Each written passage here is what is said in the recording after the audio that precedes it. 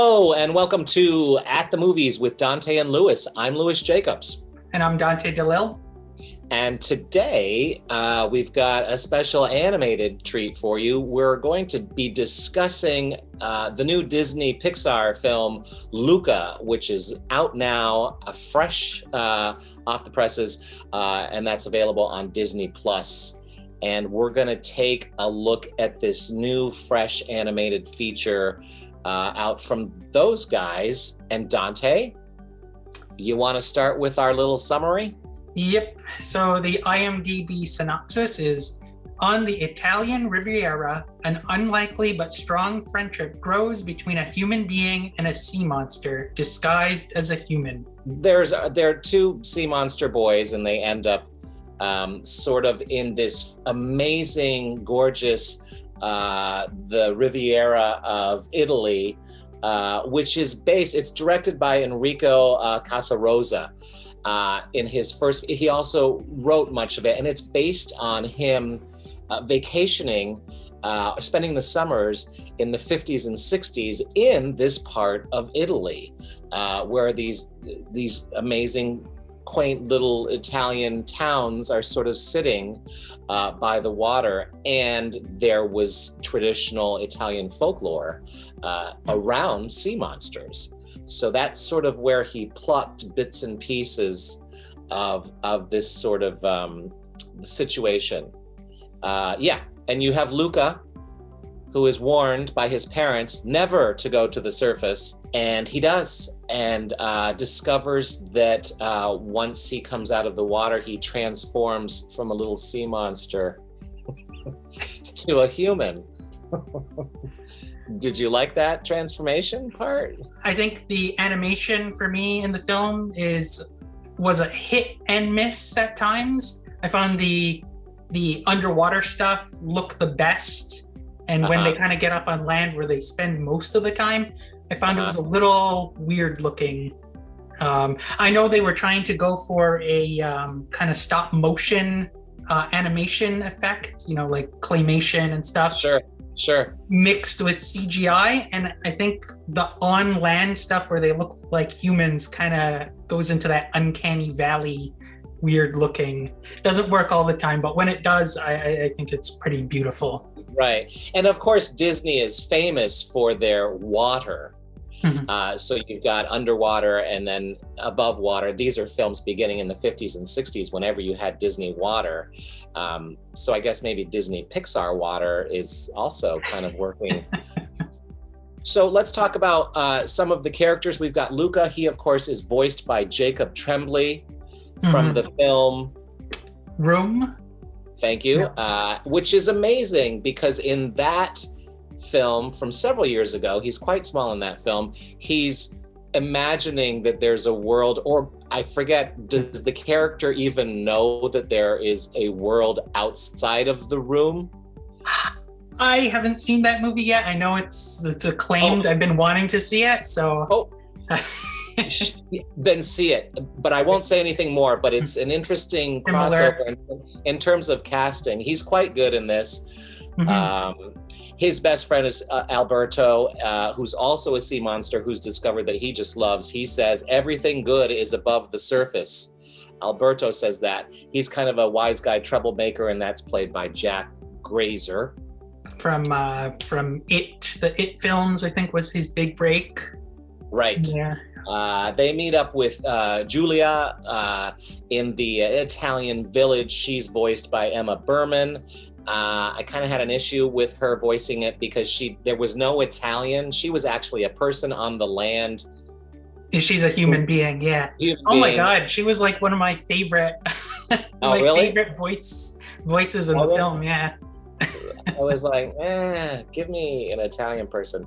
The wonderful and brilliant Maya Rudolph is Lucas's mom.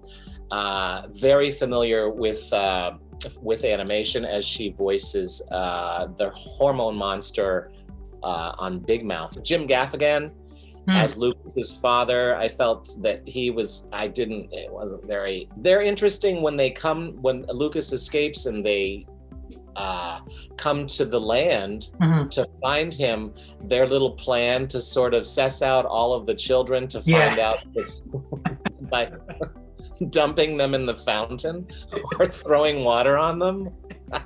I love that scene. I laughed out loud.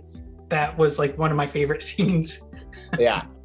That was great. And of course, the big challenge is for them, these boys who've discovered the land, and that being a sea monster maybe pales in comparison. They want to get a Vespa and tour the world. And of course, a Vespa is the quintessential European mode of travel. They're all over the place.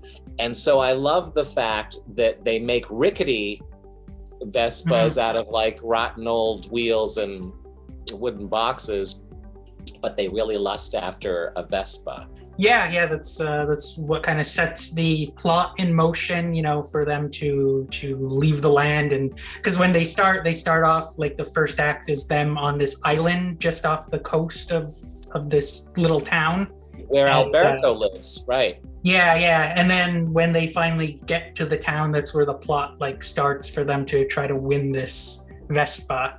And that's where that's when I thought the movie kind of picked up, because I found the opening act, it kind of dragged. I found it was a little. It does like him. Yeah, I did like him learning how to walk. You don't think that was a funny scene, because the movie is literally a fish out of water story, pretty much. I know you like those too, right? Yeah, it is. Mixed with an amazing soundtrack too. The beginning, at the fishermen who think they're a sea monster. They're listening to Puccini. You've got opera. You've got Maria Callas, and then pop songs from the 50s and 60s that would have been popular in Italy. I think the score by Dan Romer, I believe, is kind of really elevates the film. I found it like really added to the emotional scenes and everything. The one thing I did read that they wanted Ennio Morricone to do the score like prior, and he's like known for he's an Italian composer, and he's done movies like a lot of spaghetti westerns. The Mission is the best soundtrack ever in film. So they weren't able to get him because he unfortunately passed away. I kind of wish I would love to have heard that score that he would have done, but I think the score is pretty good. So that's the cast of characters, basic plot. It's sort of like to me, it's like a little bit of The Little Mermaid, but it's that's not. That's what I was going to ask, because I'd seen The Little Mermaid like years and years and years ago. Is it similar? Because it's not. No, because a little bit, because she's a fish out of water, I guess. But it's not the prince story of Disney tradition. It's about friendship, right? And it's not a musical. This film is not a musical. So that's where the similarity stops, is that she's a mermaid and they're sea monsters. And instead of lusting for a prince, this is about friendship. And it's kind of lower stakes than a lot of other Pixar movies. I'm thinking of like Inside Out. I'm thinking of Incredibles, Toy Story. This movie's like really just coming of age, friendship. There's no real villain. Well, there is a villain, but no big stakes. You're either going to win a race or lose a race. Yeah, you're right. Overall, the stakes aren't that high. And that's refreshing. A lot of movies nowadays are high stakes. It's the end of the world, or it's even, cartoons have bigger stakes, but it was refreshing to see this. Right. So a simple story of two little sea monster boys coming of age, and their lesbian friend who likes to ride bikes. I loved the film. I loved the themes. Obviously we're talking about friendship. At the end, when Luca is able to go off to school, and Alberto is going to stay back in the village. I was very sad. I was emotional. And the director says childhood friendships often set the course of who we want to become, he says, and that is the heart of the story, Luca.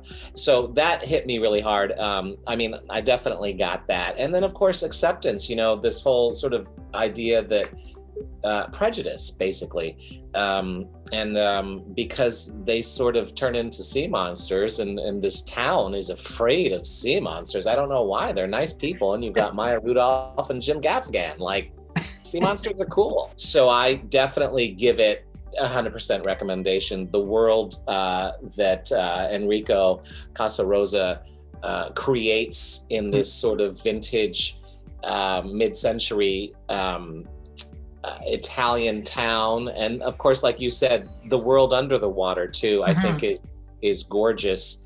And I wish they spent more time with under the water and getting more what life is like, because you kind of just get Luca's family and then one other sea monster. You don't really get like a town to kind of like mirror the world, the human world. I wish maybe that was more explored. Well, there are other films out there, Dante, if you want to sort of spend more time underwater. So what are your thoughts on recommending, not recommending?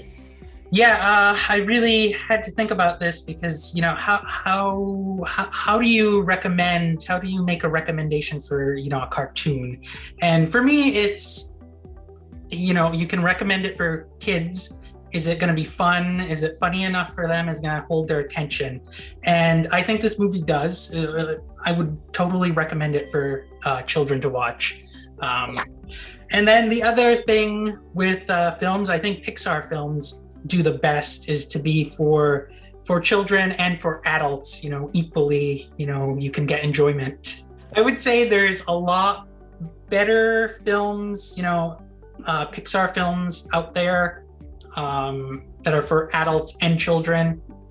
I think this one is funny, and it's not too long. It's under 2 hours. I would say a slight recommend. There are some funny moments. I had my favorite moment where the parents are trying to figure out which one of their kids, and they're pushing these kids into this fountain, and it was hilarious. I was laughing out loud. And there's a cameo with Sacha Baron Cohen. I didn't know if he plays the uncle, and I thought that was like the most interesting, funny character. There's a moment where the parents are on land and they see a poster for a movie with a monster, like a sea monster, and they're like, "Hey, is that him, your uncle?" I found that hilarious. So there's some laughs in this film, so I would give it a slight recommend. Good. I'm glad, a lot of this is about us exploring things that we're not necessarily familiar with, and sometimes it's refreshing. So for you guys at home, this is on Disney Plus. It's just fresh off the presses, like I said. It's called Luca, out from Disney Pixar. We thank you for watching, and join us again on At the Movies with Dante and Louis. I'm Louis Jacobs. And I'm Dante DeLille. And we'll see you next time. Bye.